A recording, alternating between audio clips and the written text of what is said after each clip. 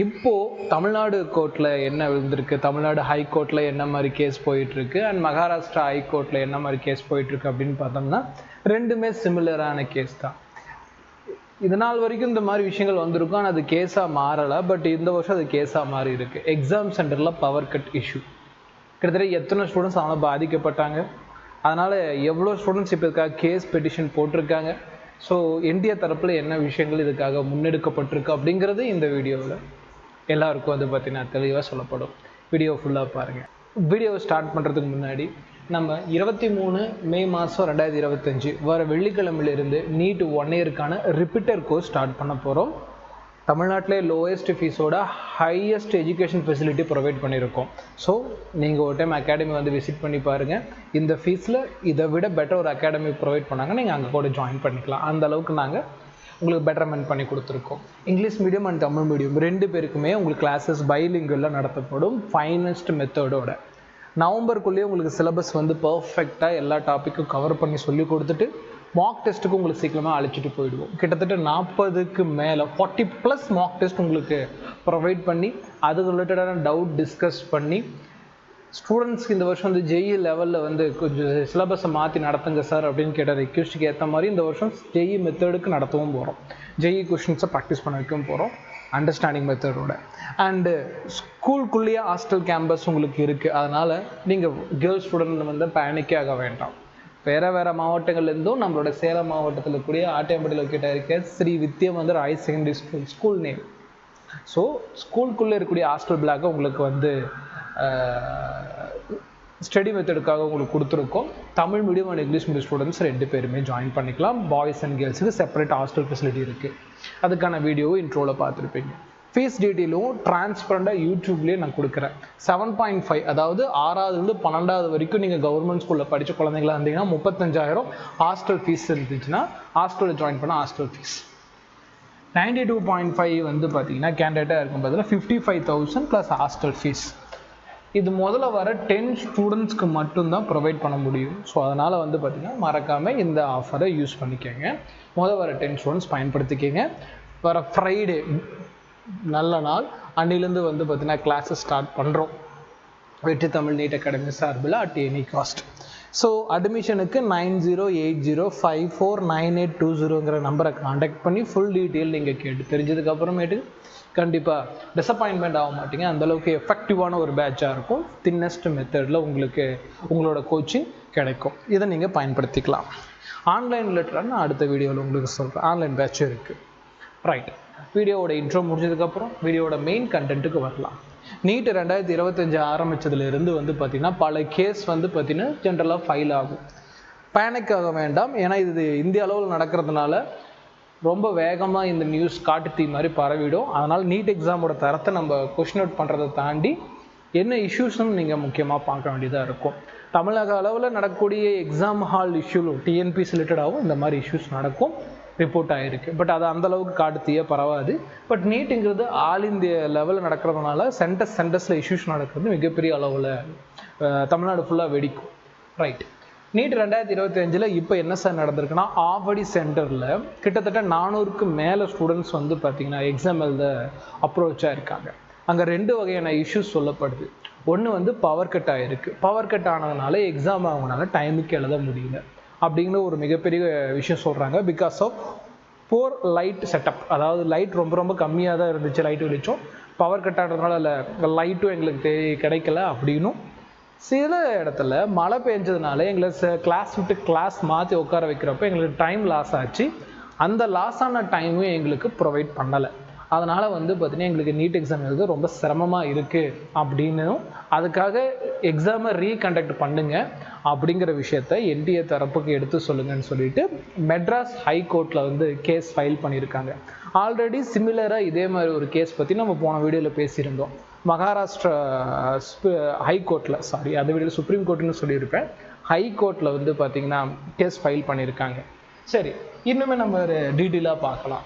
So இந்த case போட்டது யார்? மெட்ராஸ் ஹைகோர்ட்டில் இந்த கேஸை போட்டது மொத்தம் 13 கேண்டிடேட்ஸ் வந்து இது ரிலேட்டடாக கேஸ் வந்து ஃபைல் பண்ணியிருக்காங்க. எங்களுக்கு எக்ஸாம் வந்து எஃபிஷியன்சி எழுத முடியல, முக்கியமாக பவர் கட்டு இஷ்யூ எங்களுக்கு இருந்துச்சு ஆவடி சென்டரில் அப்படிங்கிறது வந்து பார்த்தீங்கன்னா ரிப்போர்ட் பண்ணியிருக்காங்க. ஸோ இந்த நிலைமையில் வந்து பார்த்தீங்கன்னா ஜஸ்டிஸ் வி லக்ஷ்மி நாராயணன் வந்து பார்த்தீங்கன்னா என்ன சொல்லியிருக்காங்க அப்படின்னா, என்டிஏ தரப்பில் மே 16, 2025 ஒரு 2 நாளைக்கு முன்னாடி அவங்க என்ன கேட்டிருக்காங்க அப்படின்னா, இதுக்கான எக்ஸ்ப்ளனேஷனை என்டிஏ கிட்ட ஃபைல் பண்ண சொல்லியும் நீட் எக்ஸாம் ரிசல்ட்டை ரிலீஸ் பண்ணாமல் ஸ்டே பண்ணுறது ஆர் ஹோல்ட் பண்ண சொல்லியிருக்காங்க.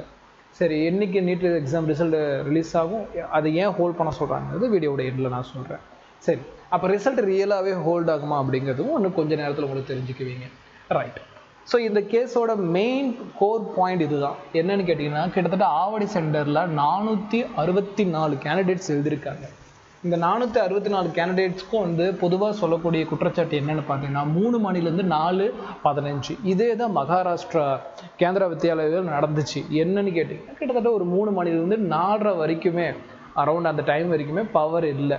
பவர் இல்லாத இந்த ஒரு காரணத்தினால நீட் எக்ஸாம் சரியாக அவங்களால பர்ஃபார்மன்ஸ் பண்ண முடியலை அப்படிங்கிறது மிகப்பெரிய குற்றச்சாட்டாக அவங்க சைடில் சொன்னாங்க. ரைட். அப்போ 3 மணிலேருந்து 4:15 வரைக்கும் பவர் கட் இல்லாதனால என்ன மாதிரி பிரச்சனைகள் வரலாம் அப்படின்னு கேட்டிங்கன்னா, பவர் பில், அதாவது டைமில் அடிக்கக்கூடிய அந்த பில், ரிங் பில் வந்து பார்த்திங்கன்னா டைமுக்கு அடிக்கப்பட்டிருக்காது. அது ஒரு இஷ்யூவாக பார்க்கப்படுது. ரெண்டாவது கிளைமேட் மழை காலமாக இருக்கும் பட்சத்தில் ரொம்ப இருட்டாக இருந்ததுனால லைட் சோர்ஸ் கிடைக்காதனால அவங்களால எக்ஸாம் எஃபிஷியன்சி எழுத முடியல அப்படிங்கிறது ஒரு குற்றச்சாட்டாக வைக்கிறாங்க. அப்போது இது மட்டும்தான் எங்கள் பிரச்சனையானா, இதே மாதிரி வந்து பார்த்திங்கன்னா ஆவடி ரிலேட்டடான இருக்கக்கூடிய டிஃப்ரெண்ட் லொக்கேஷனில் மழை பெஞ்சு மழை தண்ணி உள்ளே வந்திருக்கு. அதனாலேயும் வந்து பார்த்திங்கன்னா ஒரு எக்ஸாம் ஹால் கிளாஸில் இருந்தும் இன்னொரு கிளாஸ்க்கு ஸ்டூடெண்ட்ஸை மூவ் பண்ணி உட்கார வச்சுருக்காங்க. கண்டிப்பாக இந்த மாதிரி மூவ் பண்ணி உட்கார வச்சு ரோல் நம்பர் வைஸில் அரேஞ்ச் பண்ணுறதுக்கு ஒரு 20-25 நிமிஷம் சாலிடாக தேவைப்படும். அப்போ இது மிகப்பெரிய டிஸ்அட்வான்டேஜ் ஸ்டூடெண்ட்ஸோட பாயிண்டில். அப்போது இந்த மாதிரி மழை பெய்கிறப்போ பொதுவாக ஜன்னலை மூடி இருப்பாங்க. அப்போ இருட்டாக இருந்ததுக்கான வாய்ப்புகள் இன்னும் அதிகமாகவே இருந்திருக்கு. எனக்கு பவரும் இல்லை. அப்போது ஒரு எக்ஸாம் சென்டர் வந்து பார்த்திங்கன்னா கண்டிப்பாக பேக்கப் அரேஞ்ச்மெண்ட் பண்ணி வச்சுருக்கணும். இன்றைக்கி எக்ஸாம் நடக்குது, மாணவர்களோட லைஃப்லேயே முக்கியமான ஒரு எக்ஸாம் நடக்குது, ஒரு என்ட்ரன்ஸ் நடக்குது அப்படின்னா இன்பிட்வீனில் பவர் கட் நடக்காது அப்படிங்கிற ஒரு விஷயம் கூடவா ஒரு சென்டருக்கு தெரியல? கண்டிப்பாக தெரிஞ்சிருக்கும். ஆனால் அவங்க ஏன் அதை பெருசாக எடுத்துக்கலைனாலும் இங்கே நடந்தாலும் நடக்கட்டும், நம்ம ஒரு விஷயம் வச்சு சமாளிச்சுவோம், எப்படியா இருந்தாலும் 5 மணிக்குள்ளே சமாளிச்சிருவோம். ஸ்டூடெண்ட்ஸும் வாயில்லாத போச்சிங்க தானே, அவங்க என்ன கேட்க போகிறாங்க, கேட்டால் அதட்டிடலாம், உங்கள் ரிசல்ட் வெளியே வராது அப்படின்னு அதட்டி உட்கார வச்சிடலாம், நான் யார் தெரியுமா அப்படிங்கிற மாதிரி புராணம் பேசி உட்கார வச்சிடலாம் அப்படிங்கிற எண்ணம் தான், வேறு ஒன்றுமே கிடையாது. ஏன்னா இன்னுமே எக்ஸாம் சென்டர் இருக்கக்கூடிய சில ஃபேக்கல்ட்டிஸ் தான் சொல்கிறேன், ஸ்டூடெண்ட்ஸ் மேலே கண்டிப்பாக கேர் கிடையாது. அவங்களுக்கு அன்றைக்கி அந்த எக்ஸாமை முடிச்சுட்டு ஓஎம்ஆர்கி கொடுத்துட்டு எக்ஸாம் விட்டு வெளியே தான் போகணுமே தவிர்த்து அங்கே ஒரு இஷ்யூ நடந்துச்சுன்னா அதுக்கு ரெஸ்பான்சிபிலிட்டி எடுக்கிற ஆசைலாம் கிடையாது. ஸோ அப்படி இருக்கிறப்போ இதில் பாதிக்கப்பட்ட மாணவர்கள் வெளியே வந்து பேசினா மட்டும்தான் ஆச்சு. அந்த மாதிரி நீங்கள் கண்டிப்பாக பேசுங்க. VT நீட் அகாடமி எப்பயுமே உங்கள் கூட அதுக்கு சப்போர்ட் பண்ணும். வரக்கூடிய காலங்களில் அதுக்காக சட்ட ரீதியாகவும் அணுகிறதுக்கு VT நீட் அகாடமி உங்களுக்கு உறுதுணையாக இருக்கும். ஸோ கண்டிப்பாக இது வந்து டீச்சர்ஸ் புரிஞ்சுக்கணும். இது ஒரு பவர் பேக்கப் ரெடி பண்ணாங்களாங்கிறது கூட செக் பண்ணாமல் ஒரு ஹெட் கவுன்சிலர் இருந்திருப்பாங்களா அந்த மாதிரி சென்டர்லங்கிறது இந்த வருஷம் நல்லாவே தெரிஞ்சிருக்கு. இது இந்திய அளவில் நடக்கிறதுனால ஒரு 2-3 சென்டர்னு நம்ம சொன்னால் கூட மற்ற சென்டரில் எக்ஸாம் நல்லா நடந்திருக்கு அப்படிங்கிறது ஒரு அட்வான்டேஜாக தான் பார்க்கணும். நீட்டுனாலே இப்படின்னு சொல்லுவாங்கல்ல, அவங்க விஷயத்துக்கு நான் வரலை. ஸோ இந்த இடத்துல நடந்தது மிகப்பெரிய மிஸ்டேக் தான். அதாவது எக்ஸாம் சென்டர் வைஸில் கேட்கலாம், சார் பவர் கட்டு தானே வெளிச்சத்தில் எழுதிட்டு போயிடலாம், அது ஸ்டூடெண்ட்ஸோட அட்ஜஸ்ட்மெண்ட் எல்லாம் இங்கே பேசவே கூடாது. நமக்கு கிட்டத்தட்ட ஒரு 1600 வரைக்கும் மிகப்பெரிய இன்றைய அளவுலையும் இந்தியா அளவில் ஒருத்தரோட சம்பளத்துக்கு அது மிகப்பெரிய ஃபீஸ் தான். அந்த ஃபீஸை கொடுத்து என்ட்ரன்ஸ் எழுதியிருக்கோம். அந்த ஃபீஸ் எங்கே போகுது? ஆக்சுவலாக இந்த மாதிரி பேக்கப் கோர்ஸ் அன்றைக்கி வரக்கூடிய ஃபேக்கல்ட்டிக்கு ஃபீஸாகவும் தானே போகுது. அப்போ அவங்க ஒர்க்கை பண்ணுறதுக்கு தானே நம்ம ஃபீஸ் பே பண்ணுறோம். அப்போ அவங்க ஒர்க்கை தவறி இருக்காங்க. அதுக்கு பதிலாக நம்ம காம்பன்சேஷன் கேட்க முடியுமா? முடியாது. அப்போ இது மிகப்பெரிய அளவு தவறாக கருதப்படும். அதனால் கோர்ட்டில் கேஸ் போட்டது சரியான ஒரு விஷயந்தான். அதே மாதிரி மழை பெஞ்சிறப்போ இந்த மாதிரி எக்ஸ்ட்ரா டைம் ப்ரொவைட் பண்ணுவாங்கன்னா வாய்ப்பு இல்லை. வரக்கூடிய காலங்கள்லேயே 5 மணிக்கு தான் முடிப்பாங்க. 5 மணிக்கு மேலே டைம் கொடுக்குறதெல்லாம் ரொம்ப ரொம்ப ரொம்ப ரொம்ப ரேர். 5 மணிக்கு அவங்க ரிப்போர்ட் பண்ணுங்கிறதுனால யாருமே டைம் தர மாட்டாங்க. இன்பிட்வீனில் தரேன்னு ஒரு ஃபேக் ப்ராமிஸ் பண்ணுவாங்க எப்பயுமே. ஸ்டூடெண்ட்ஸோட மத்தியில் அன்றைக்கி அந்த பேனிக் வரக்கூடாதுன்னு 5 மணிக்கு இல்லைப்பா லேட் ஆகி போச்சு, எங்கள் சைட்லேருந்து நாங்கள் என்ன பண்ணுறது, OMR கொடுத்துருங்கன்னு வாங்கிடுவாங்க.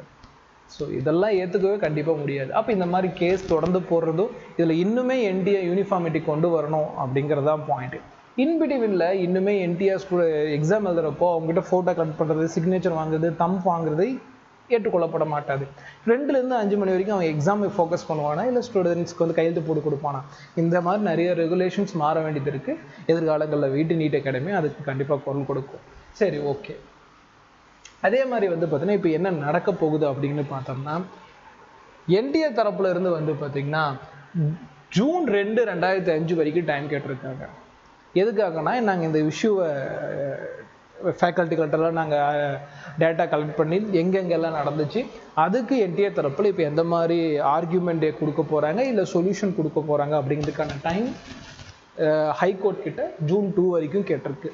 சரி, இந்த ஜூன் 2 வரைக்கும் கேட்குறப்போ அவங்க இன்னும் தெளிவாக ஒன்று சொல்கிறாங்க, நாங்கள் இந்த வருஷம் எழுதின ஸ்டூடெண்ட்ஸ்க்கு ப்ரொவிஷனல் ஆன்சருக்கே டிலே பண்ண மாட்டோம், நாங்கள் ரிலீஸ் பண்ணிடுவோம் அப்படின்னு கொடுத்துருக்காங்க. அப்போ கண்டிப்பாக நமக்கு ஆன்சருக்கு டிலே ஆகாது. ஒரு கன்ஃபர்மேஷன் இருக்குது, ஆன்சருக்கு டிலே ஆகாது, அது டைமுக்கு வந்துடும். என்ன சார் டைம் அப்படின்னு கேட்டிங்கன்னா, இது வரைக்கும் நம்மக்கிட்ட இருக்கக்கூடிய நியூஸ், இனிமேல் கிடைக்கக்கூடியது அவுட்கம். என்டிஏ 2 வகையில் இதை அப்ரோச் பண்ணுறதுக்கு வாய்ப்பு இருக்குது. ஸோ என்டிஏ தரப்பில் வந்து பார்த்தீங்கன்னா என்ன பண்ணுவாங்க அப்படின்னு கேட்டிங்கன்னா, இந்த கேஸில் வந்து பேஸ் இருக்குது, கண்டிப்பாக மாணவர்கள் பாதிக்கப்பட்டிருக்காங்க அப்படிங்கிற பட்சத்தில் இந்த கேஸை என்டிஏ தரப்பில் அக்செப்ட் பண்ணுவாங்க. அவங்க ஃபால்ட்டை ஒத்துக்குவாங்க.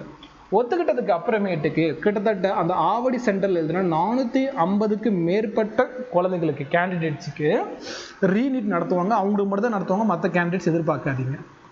அவங்களுக்கு மட்டும்தான் ரீநீட் நடத்துவாங்க. எப்போ சார் ரீநீட் நடத்துவாங்க? அவங்க சொன்ன டேட் வந்து ஜூன் 2க்குள்ளே நாங்கள் ரிப்போர்ட் சப்மிட் பண்ணிடுவோம்னு சொல்கிறாங்க. பட் அதுக்கு முன்னாடியே இது இஷ்யூ தான் அப்படின்னா, என்டிஏ கன்ஃபர்மேஷன் பண்ணிடுச்சு அப்படின்னா, இந்த வரக்கூடிய ஏதோ ஒரு வாரத்தில் இருக்கக்கூடிய சண்டேவை ஃபிக்ஸ் பண்ணி அந்த ஆவடி சென்டரில் எழுதின ஸ்டூடெண்ட்ஸை மறுபடியும் எக்ஸாம் வைப்பாங்க. படிக்கிறதுக்குலாம் டைம்லாம் தர மாட்டாங்கம்மா. இப்போ ஃபார் எக்ஸாம்பிள் மண்டே அன்னைக்கு இது வந்து என்டிஏ தரப்பில் ஒத்துக்கொள்ளப்படுது, இது மிகப்பெரிய தவறுன்னு, அந்த வாரம் வரக்கூடிய ஞாயிற்றுக்கிழமை எக்ஸாம் நடந்துடும். அதனால் ஆவடியில் இருக்கக்கூடிய ஸ்டூடெண்ட்ஸ், இந்த கேஸ் ரிலேட்டடாக ஹோப்ஃபுல்லாக இருக்கிற ஸ்டூடெண்ட்ஸ் ப்ரிப்பேர் பண்ணி வச்சுருக்கேங்க, ரிவிஷனும் பண்ணி வச்சுக்கோங்க. ஒருவேளை கேஸ் சாதகமாக வரும் பட்சத்தில் உங்களுக்கு ரீநீட் நடக்கும். மகாராஷ்டிரா சார்பட்ட மாணவர்களுக்கும் இது பொது. ஏன்னா அங்கேயும் இதே இஷ்யூ நடந்திருக்கு அப்படிங்கிறப்போ. சரிங்க சார், அதனால் ரிசல்ட் பாதிக்கப்படுமா? இல்லை. ஜூன் 2 அல்ல, அதுக்கப்புறம் ஜூன் 2 சொன்னால் கூட அந்த வாரம் வரக்கூடிய சண்டே வந்து எக்ஸாம் வச்சுருவாங்க. சண்டே எக்ஸாம் வச்சதுக்கு அப்புறமேட்டுக்கு ஜூன் 14 ரிசல்ட் டேட்டா அனௌன்ஸ் பண்ணியிருக்காங்க. இது ஷோராக ரிசல்ட் ரிலீஸ் ஆகிடும். இந்த இஷ்யூஸ் எல்லாம் அவங்க அனலைஸ் பண்ணி ஷோராக ஜூன் 14 ரிலீஸ் பண்ணிடுவாங்க. கவுன்சில் டிலே ஆகாது.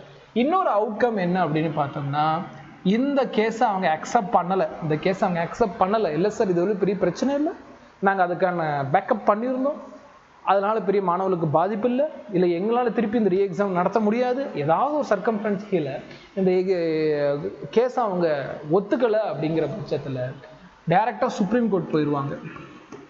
சுப்ரீம் கோர்ட் போயிட்டு இந்த கேஸுக்கான பேஸை இன்னுமே ஸ்ட்ராங்காக வச்சு எல்லா மாநிலத்துக்கு உட்பட்ட ஹைகோர்ட் கொடுத்த எல்லா கேஸையும் டிஸ்மிஸ் பண்ண வச்சுருவாங்க. நீட் ரிலேட்டடாக இருக்கக்கூடிய எல்லா கேஸையும் டிஸ்மிஸ் பண்ணிவிட்டு, அதுலேயும் பேஸ் இருக்கணும், விச் மீன் ஹைகோர்ட் அக்செப்ட் பண்ணலை அப்படின்னா என்டிஏ சுப்ரீம் கோர்ட்டுக்கு போய் அவங்க ப்ரூஃபை இன்னுமே ஸ்ட்ராங்காக வைப்பாங்க. அப்போ சுப்ரீம் கோர்ட் மேக்ஸிமம் பாசிபிலிட்டிஸ் கடந்த காலகட்டங்களில் ஒப்பிட்டு பார்க்குறப்போ சுப்ரீம் கோர்ட் வந்து என்டிஏ தரப்புக்கும் சிபிஎஸ்சி தரப்புக்கும் தான் ஃபேவராக இருந்திருக்கு. ரீநீட்டுக்கு மேக்ஸிமம் அவங்க போனது கிடையாது. ரீநீட் வந்து என்டிஏ தரப்புலேயே கொடுக்கப்பட்டுரும் அவங்க சைடு தப்பு இருந்துச்சுன்னா. இல்லையா அவங்க மேக்ஸிமம் தப்பு இல்லைன்னா எவிடன்ஸ் கொண்டு போய் சுப்ரீம் கோர்ட் கொண்டு போயிடுவாங்க.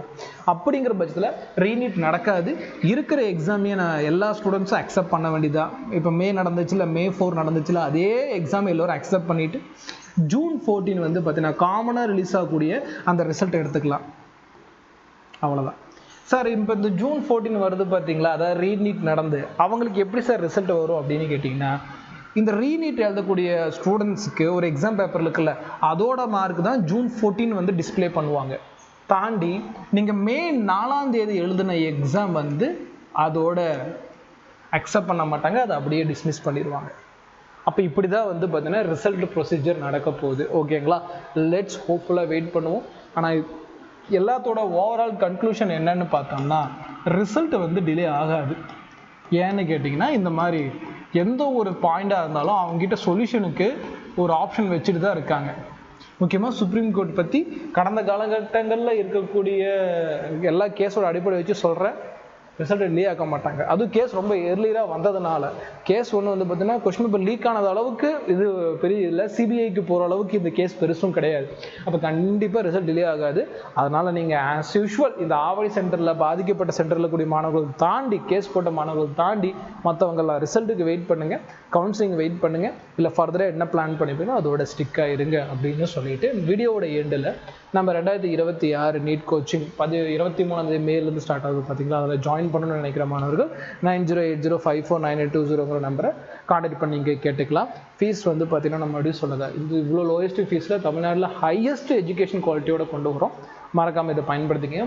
வர 10 ஸ்டூடெண்ட்ஸ்க்கு மட்டும் இதை ப்ரொவைட் பண்ண முடியும். நம்ம சேனலில் புதுசாக வரவங்க வந்து சப்ஸ்கிரைப் பண்ணி வச்சுக்கிங்க. இன்னும் நீட் ரிலேட்டடான நிறைய நியூஸ் நம்ம வந்து கேதர் பண்ணி போடுவோம் அப்படிங்கிற விஷயத்தையும் சொல்லிவிட்டு இந்த வீடியோவை பார்த்த எல்லா மாணவர்களுக்கும் நன்றி சொல்லிவிட்டு இந்த வீடியோ முடிச்சுக்கிறோமா. தேங்க்யூ ஃபார் யூ வாட்சிங்.